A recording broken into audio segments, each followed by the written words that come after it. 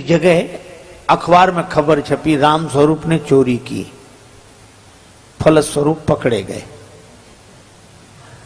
तो दूसरा आदमी बड़ा बोले क्या जमाना आया, कोई चोरी करे किसी को पकड़ते हैं, चोरी रामस्वरूप ने की तो फलस्वरूप को क्यों पकड़ा।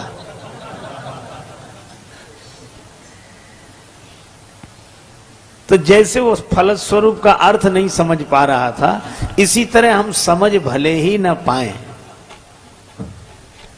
पर कर्म हमारा, भोग हमारा, और इस धारा में हम निरंतर बहते जाते हैं।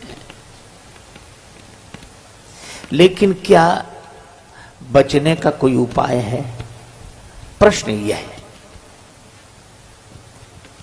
क्योंकि निरंतर कामना होगी, निरंतर कर्म होंगे, निरंतर फल होगा, निरंतर भोग होगा, और यह क्रम चलता रहेगा।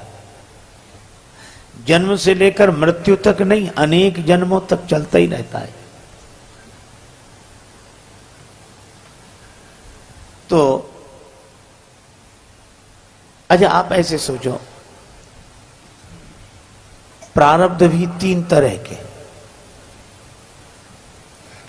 इच्छा प्रारब्ध, अनिच्छा प्रारब्ध और परीक्षा प्रारब्ध।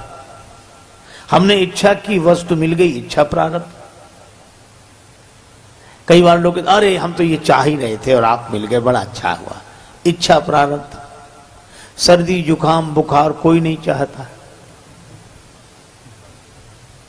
बुखार आ रहा है, जुकाम है, बहुत परेशान, अनिच्छा प्रारब्ध। और परीक्षा प्रारब्ध, और करे अपराध को और पाओ फल भोग। एक आदमी बेचारा सीधे रास्ते से जा रहा था, दो में झगड़ा हो गया, झगड़ते झगड़ते उसी पर गिर पड़े। वो बेचारा न लेने में न देने में, परीक्षा प्रारब्ध। अच्छा प्रारब्ध भी ऐसे कि पुरुषार्थ से प्रारब्ध का प्रभाव टल जाता है, मिट जाता है। तीव्र प्रारब्ध हुआ तो तीव्रतम पुरुषार्थ चाहिए, लेकिन ऐसा भी प्रारब्ध होता है जिस पर पुरुषार्थ कोई काम नहीं करता। सुप्रीम कोर्ट ने फैसला कर दिया, मृत्युदंड निश्चित, अब कोई उपाय नहीं। लेकिन हमारी भावना है, भक्ति शास्त्र कहते हैं उपाय है। सुप्रीम कोर्ट के फैसले के बाद कोई कोर्ट भले ही न बचा हो, पर सुप्रीम कोर्ट से मिलने वाले मृत्यु दंड से बचा जा सकता है अगर राष्ट्रपति कृपा करे तो। मर्सी ऑर्डर लगाते हैं, राष्ट्रपति चाहे तो।